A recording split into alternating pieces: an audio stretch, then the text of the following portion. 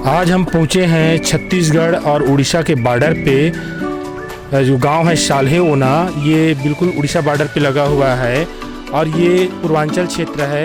और यहाँ पे लगभग 200 गाँव से छात्र छात्राएं पढ़ने के लिए आते हैं। यहाँ का जो रख रखाव है और जिस प्रकार से इस जगह को सजा के रखा गया है, निश्चित रूप से संस्था संचालकों ने यहाँ बहुत कड़ी मेहनत की है। साथ में यहाँ जो स्टाफ हैं, एनएसएस की स्टाफ हैं, जियोग्राफी की स्टाफ हैं, वो लोग इस क्षेत्र को सहेजने में और सुंदर दिखाने के लिए काफ़ी बहुत मेहनत करते हैं। छोटी छोटी संसाधनों के माध्यम से इस संस्था को संचालित कर रहे हैं, जो कि एक बहुत बड़ी बात है, एक बहुत ही साहसी कार्य की बात है। और कम वेतनमान में भी यहाँ के शिक्षकगण, यहाँ के प्रोफेसर जो बड़े डिग्री रखने के बावजूद भी यहाँ पे अपना सेवा दे रहे हैं। सर, आपने कोनास नवाचार की शुरुआत किया है, जिसका इसमें CONAS, इसमें central of news knowledge and science लिखा हुआ है। तो क्या है ये कोनास, बताइए। इस कोनास नवाचार में महाविद्यालय के जितने रेगुलर छात्र छात्राएं हैं वो इसमें भागीदारी करेंगे या वो इनके लिए पात्र होंगे।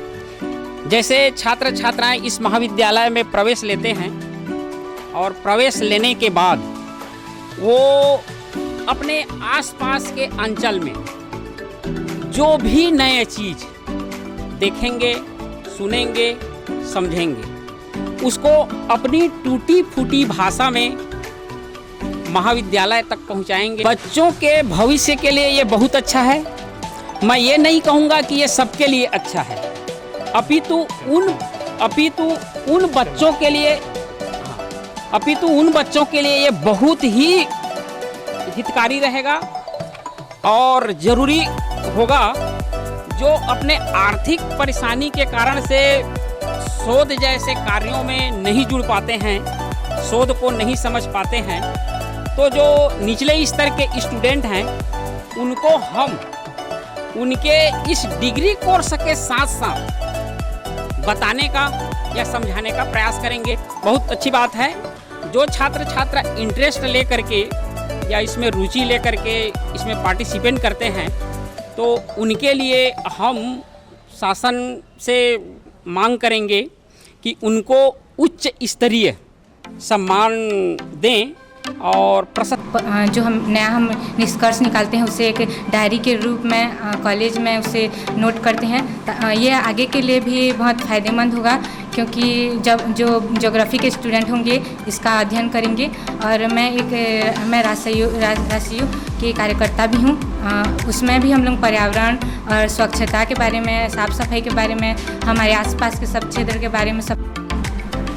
जैसे कुम्हार हैं, वो लोग मिट्टी के जो सामान बनाते हैं तो नए नए चीज़ों का आविष्कार करते हैं, नए नए चीज़ें बनाने की कोशिश करते हैं अपने कला का प्रदर्शन करने के लिए। तो उसको हम लिख करके या फिर उनको वीडियो बना करके उनके बारे में जानकारी प्राप्त करके सभी लोगों को दिखाते हैं कि किस प्रकार से वो लोग बनाते हैं, कितना मेहनत करते हैं और उनको कैसे।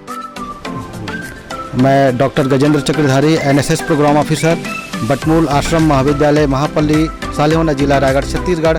हमारे महाविद्यालय में राष्ट्रीय सेवा योजना, जिसको हम लोग NSS कहते हैं, नेशनल सर्विस स्कीम की 100 की एक इकाई स्थापित है। और इस इकाई का प्रमुख उद्देश्य है समाज सेवा के माध्यम से विद्यार्थी के व्यक्तित्व का विकास, शिक्षा के द्वारा सामुदायिक सेवा और सामुदायिक सेवा के द्वारा शिक्षा। और मुख्य रूप से हम जागरूकता का कार्य करते हैं। इस संबंध में रैलियां और कई ऐसे कार्यक्रम आयोजित होते रहते हैं समय समय पर। और ख़ासतौर पे नियमित गतिविधि के अंतर्गत हम स्वच्छता को लेकर के अभियान चलाया करते हैं। अभियान चलाने के साथ साथ वृक्षारोपण का कार्य भी NSS के थ्रू किया जाता है। और इसमें प्रमुख रूप से भूमिका निभाते हैं NSS के वॉलेंटियर, क्योंकि NSS के वॉलेंटियर ऐसे योद्धा होते हैं, एक ऐसे वीर होते हैं, एक ऐसे हीरो होते हैं हमारे लिए, जो समाज तक पहुंचते हैं अपनी बातों को लेकर के। अपनी जो भी समस्याएं समाज में हैं, व्याप्त हैं, उन समस्याओं को हल करने का, निराकरण करने का प्रयास इन स्वयंसेवकों के माध्यम से, वॉलेंटियरों के माध्यम से की जाती है। और मैं यह चाहता हूं कि यह कॉलेज शासकीयकरण हो, क्योंकि हम लोग कॉलेज को जब शुरू किए तो यह वनांचल क्षेत्र था और इसमें 550-600 बच्चे छात्र छात्राएँ अभी पढ़ रही हैं, किंतु हम जितना वेतन इनको देना चाहेंगे प्रोफेसर लोगों को उतना दे नहीं पाते, क्योंकि फीस से ही यह कॉलेज चलता है। तो आगे चलकर हमें थोड़ा तकलीफ़ हो रहा है कि ये कॉलेज कैसे संचालन हो।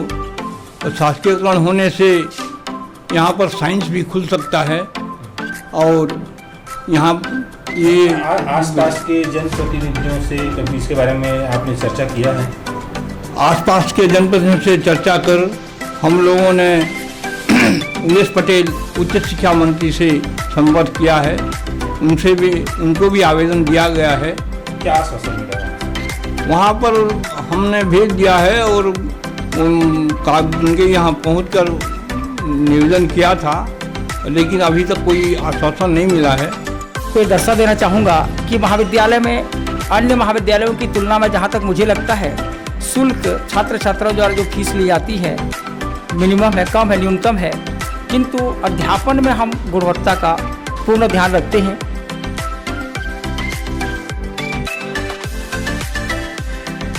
कि हम सभी चाहे आर्ट्स वाले हों, कॉमर्स वाले हों या कोई बहुत पढ़ा लिखा ना हो, कम पढ़ा लिखा हो, केवल साक्षर हो, फिर भी वह विज्ञान से संबंधित है। ज्ञान से संबंधित तो हैं ही, लेकिन हर कोई विज्ञान से संबंधित है, उसके जीवन में विज्ञान का उपयोग वह करता है।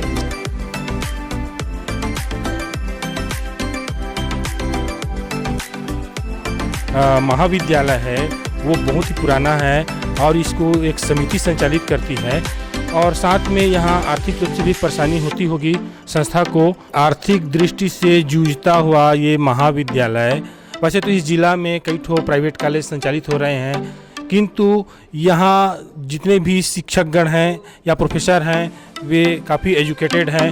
अधिकांश लोगों ने पीएचडी की डिग्री रखी हुई है। इसके बावजूद भी कम वेतनमान में वो लोग यहाँ पे अध्यापन कार्य में अपना सेवा दे रहे हैं।